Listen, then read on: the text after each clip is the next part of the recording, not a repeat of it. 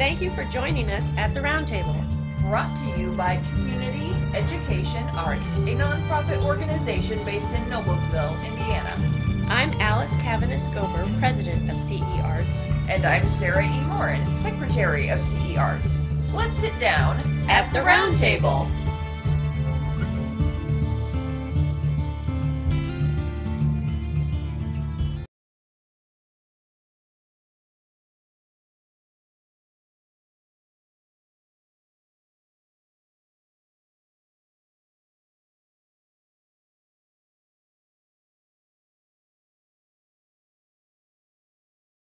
Tentative number 1. Okay, and I'm happy we chose Dracula. When we were on had our little lunch break earlier, I did go back and look at our Portrait of Jenny quotes just to make sure we made the right decision. I'm like, I love them so much, but I think we made the right decision this year. Okay. I do. Okay. I feel like we're in a good place. That's good. Yeah. All right. So now we got to tackle the big one. Goes the wind. This is going to be a challenge. Now, I have to say, I am so thrilled with myself that I only have like 2.5 pages of quotes, because literally I could quote this book almost from page 1 to page end, which is probably tells you more about me than anybody needs to know. But the very first quote in our list is, I think, one that I think I put in my little personal notes on the side. Most people do not know this passage exists. And here it is. There was no one to tell Scarlet that her own personality was more attractive than any masquerade she might adopt. Had she been told, she would have been pleased but unbelieving, and the civilization of which she was a part would have been unbelieving too, for at no time before or since had so low a premium been placed on feminine naturalness. I thought, I'm like, I want people to know that about her, That's I want them to see her personality through Margaret Mitchell's eyes. And this is Margaret Mitchell, the narrator, writing, in the book. It's early on. It's early, she's describing her character to us as she writes it. So, then my next quote is Scarlet, talking about marriage, and opposite of Joe in Little Women, if you will. I wish to heaven I was married, she said resentfully as she attacked the yams with loathing. I'm tired of everlastingly being unnatural and never doing anything I want to do. I'm tired of acting like I don't eat more than a bird, and walking when I want to run, and saying I feel faint after a waltz, when I could dance for 2 days and never get tired. I'm tired of saying how wonderful you are to fool men who haven't got 1/2 the sense I've got, and I'm tired of pretending I don't know anything, so men can tell me things and feel important while they're doing it. I can't eat another bite, I think that's great that she, in that moment, she lists all these things she's tired of, and then for the rest of the book, she doesn't hear Rhett Butler literally saying to her, I admire those very things about you. She doesn't see his love, his true love, for her true self, even though very early on in the book, she flat out lists exactly what she's tired of. She's tired of pretending to be something she's not, and yet she never can recognize until the very end of the book that there's this man who sees her for exactly who she is and loves her anyway. Loves her because of it, not anyway, because of it.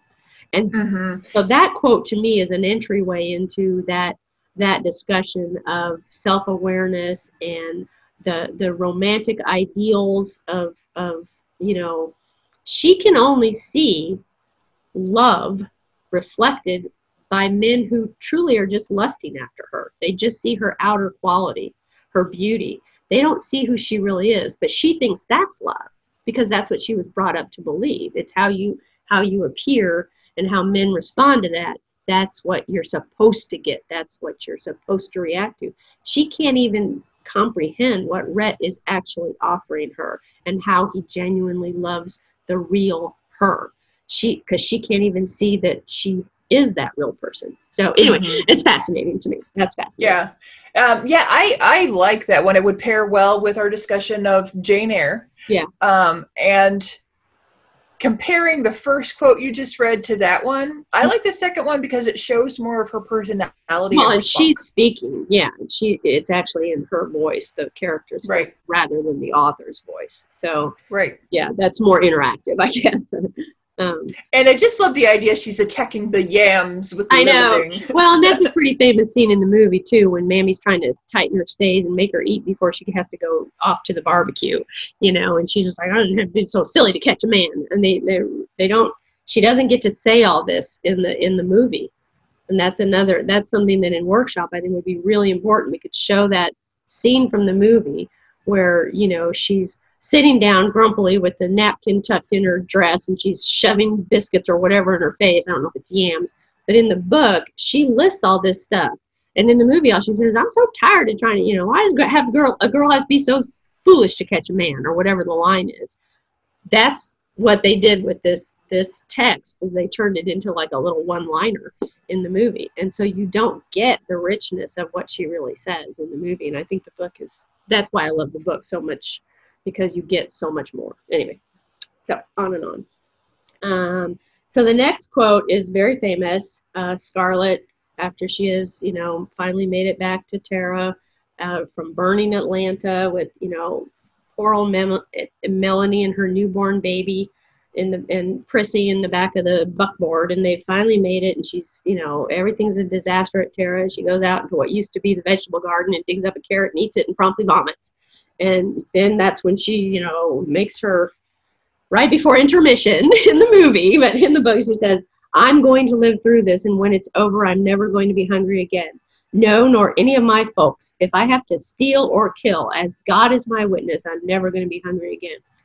Okay, now, I think that's a very famous quote. Everybody will recognize it. I would just like to say that if we're doing the discussion in terms of war times, pandemic times, stuff like that, I mean, I personally will never be out of toilet paper again. I will, from henceforth, if we survive this, you know, we will always have extra toilet paper on hand, stacked up somewhere. I mean, that's kind of funny, but you know, it's that idea of the things you take for granted that are always going to be there, and then you go through something like, you know, the Civil War or the burning of your home, or, you know, a pandemic or whatever, and you suddenly realize, you know, I'm going to have to do some things, and I'm going to do them because I'm going to take care of my people, you know, and this is what she's doing. It's not just her that's never going to be hungry again. When she says, nor any of my folks, that her folks include a huge amount of people. These are not just her blood relatives she's talking about. And that's, you know, that's important, I think, you know. So anyway, yeah, interesting. That's an interesting quote. And then when we were talking about romances and great romances and everything, Ashley says at one point to Scarlet about Melanie, she is the only dream I ever had that lived and breathed and did not die in the face of reality. I tear up. I just think that's such a beautiful, true love sentiment. I mean, you know, but that's all it is. You know, it's not much more than just a really beautifully written, you know, sentiment of how he feels about his true love. And I love it for that, so I had to put it in there. I don't know that it's enough meat on the bone for what we do with our NICE project, but yeah, it's a little sparse for digging for artistic stuff, but it is a beautiful quote. It is. It's just, I mean, it's really, really lovely. Okay. So my next quote is very well known, but I think it has a lot of subtext and, you know, under not obvious meaning. It's Rhett Butler to Scarlet. Her second husband has just died badly. Well, it's a different story, but it's the same story. I mean, it's the same book, but you know, it's a different quote. I can't go all my life waiting to catch you between husbands. It's just like, you know, his timing is so funny. And then the one that I think gives a little more is, no, I don't think I will kiss you, although you need kissing badly. That's what's wrong with you. You should be kissed, and often, and by someone who knows how. I'm so offended by this quote. Yeah, I'm gonna say that is so presumptive. As much as I love Rhett Butler, and I know in the context of the story, he's absolutely right about her, because women should be able to enjoy sex just as much as men, and that is what he's actually saying to her. That is what the illusion is that she's been married, and as a lot of people who've seen the movie or read the book know, she's been married to a boy, in his words, and an old man. That's what he calls her first and second husband. That's how he references them. He is young.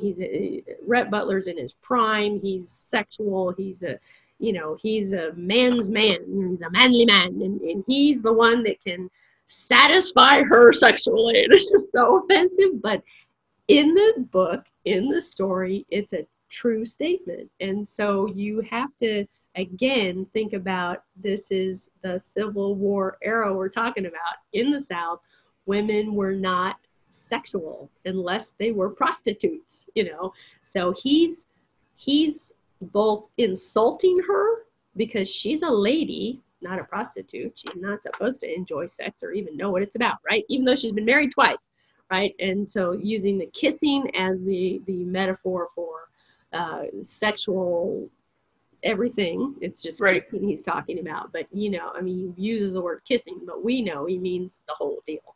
So it's very layered, it's very layered in terms of the context of feminine roles and social expectations for women at the time. So that one, to me, because of that, has a lot of, then it kind of leads into the next quote, which is just a great quote. With enough courage, you can do without a reputation. That he says that to her as well. That's just a quote that I like. So. Yeah, that actually reminds me of a Susan B. Anthony quote. So it's very interesting to me that Rhett Butler and Susan B. Anthony said something similar. Yeah. And she said, careful, cautious people always casting about to preserve the reputation can never foment a rebellion. And I'm like, well, it's kind of the same thing. I also think it might be Eleanor Roosevelt or Dorothy Parker that this quote gets ascribed to, or a very similar quote gets ascribed to them quite often. But it's actually Rhett Butler. So then my next one, I think, is really a great quote about Scarlet's perspective, if you will. It's a turning point for her. And I also think it relates to the pandemic stuff now, feelings that might be similar. So, when she arose at last and saw again the black ruins of 12 Oaks, her head was raised high, and something that was youth and beauty and potential tenderness had gone out of her face forever. What was past was past. Those who were dead were dead. The lazy luxury of the old days was gone, never to return. And as Scarlet settled the heavy basket across her arm, she had settled her own mind and her own life. There was no going back, and she was going forward.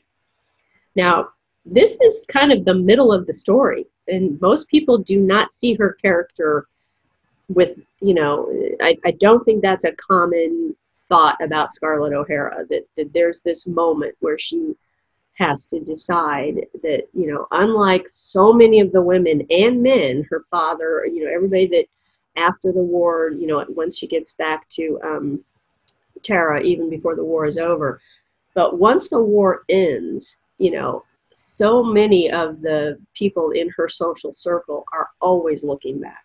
They're always longing for those old days.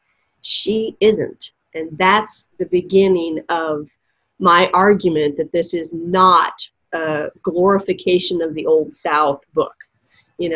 This is the story of this woman who didn't do that, who didn't long for the past. And you know what I mean? This is one of those moments in the book that they never really translate in the movie version. You don't really get this sense of her, this part of her. You see her as this kind of glib, calculating businesswoman person who doesn't care consequences to other people of anything she does. There's a lot more to her than that. As a feminist character, if you will. So, I'm going to make so many people so mad, but so mad. But I think that's just, this is a really powerful moment in the story. And there's another, in 2 chapters earlier, there's also a shorter quote that speaks to this too. She thought without surprise, looking down from her height, that her shoulders were strong enough to bear anything now, having borne the worst thing that could ever happen to her. So, you know, I'm not going to do spoiler what happened in that scene, but she goes through stuff that changes her character's perspective of the world.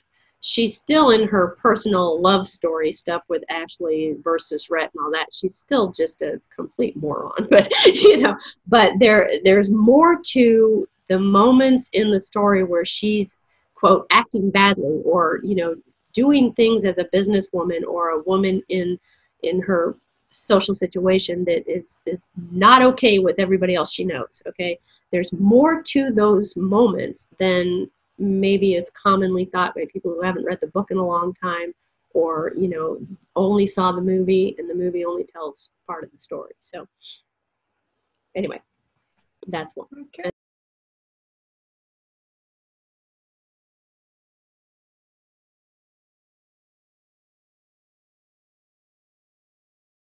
This has been At the Round Table with Alice and Sarah E. of Community Education Arts. Our nonprofit organization is based in Noblesville, Indiana. You can find us online at cearts.org. This activity made possible in part with support from the Indiana Arts Commission and the National Endowment for the Arts, a federal agency.